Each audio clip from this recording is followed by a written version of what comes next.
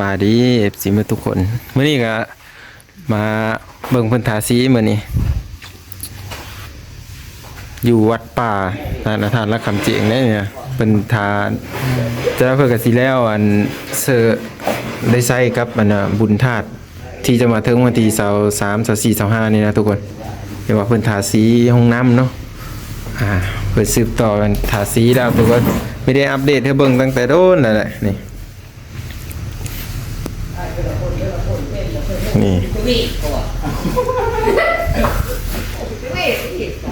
เนาะเพิ่นทาสีแล้วก็จะนั้นเพิ่นก็จะเก็บล้ำหอบ2หอบ3แล้วก็จบเนาะไอ้โจเนี่ยทานำกันนี่สีอ้อไข่เนาะสีไข่ทุกคนนี่จากนั้นเพิ่นก็เก็บสีแล้วก็แล้วเนาะแน่นท้องอย่างนี้ทุกคนโอ้เนาะว้าวก็มีเยอะสะโรคมาเลยได้เพราะว่าอันนี้หัวเป็นเลยแน่นเจ็บเนี่ยอันนี้คือเป็นห้องอาบน้ำเนาะเข้ามาก็จะมี3ห้องนี่เลยนี่อันนี้มันเราไม่ได้ตัดต่อเนาะเราสีเฮเบิ่งแบบเป็นบรรยากาศสดๆเลยนี่บางที FC พ่อใหญ่แม่ใหญ่อาจจะรอคอยหรือว่าถ้ารับสมเบิ่งว่าเพิ่นเฮ็ดเฮาเสือแล้วเพิ่นปะแล้วบ่หรือว่าเพิ่นเสาเฮ็ดแล้วบ่นี่นะนี่ตัวนี้แม่นสืบต่อเฮ็ดเนาะเพิ่นทางแนวครูพงเพิ่นได้มาสืบต่อเบิ่งวิเฮาประทานนั่นแหละเนาะ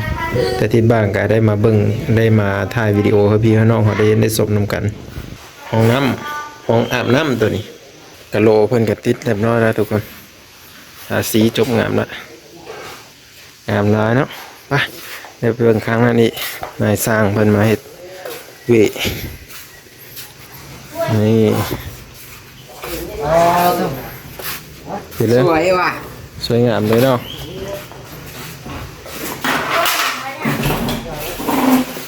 จะเอาผู้เดียวได้หรอครับ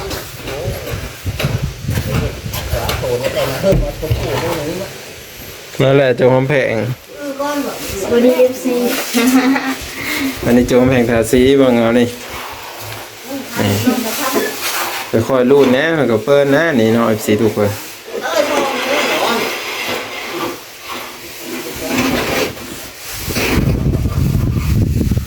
สีขาวของพื้นแล้วก็ตามด้วยสีไข่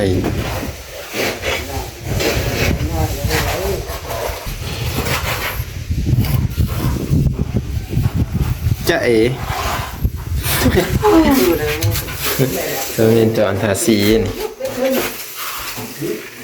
เป็นได้จะจอนทาสีไม่ได้ติดมือเราได้เนาะฮะจะจอนเนี่ยเป็นบ้าแล้วสีทาสร้างทาสีแล้วก็สีโครงอันนี้เพิ่นก็จะทาเป็นสีเล็กเลยนะทุกคนโครงหาง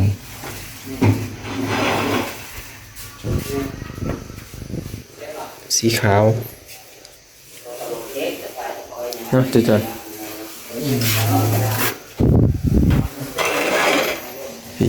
พี่เป็นสร้างเสร็จผู้เสร็จตั้งห้าผู้ถาตั้งห้าได้ทุกคนปูนเสร็จขี้ปูนเสร็จนี่เก็บไปนำนะแล้วทันนั้นเนาะปีนี้เนาะทันบุญธาตุเพราะว่ามีแต่เต่งน้ำเฮาแล้วก็ใส่ได้เลยแล้วนี่เนาะแล้วก็เพิ่นติดโหโบเซบอนอาบน้ำมานะทุกคนเวลาที่มางานบุญงานสีเห็นแล้วก็สีหูจักเนาะตรงนี้พามาเบิ่งตรงข้างล่างก่อน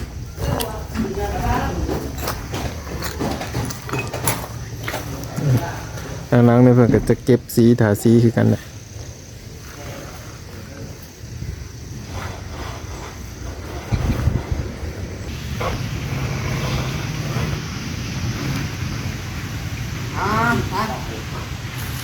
เสียวันนี่แหละให้เบิ่งเล็กๆน้อยๆเด้อผู้ที่ตามรับชมเบิ่ง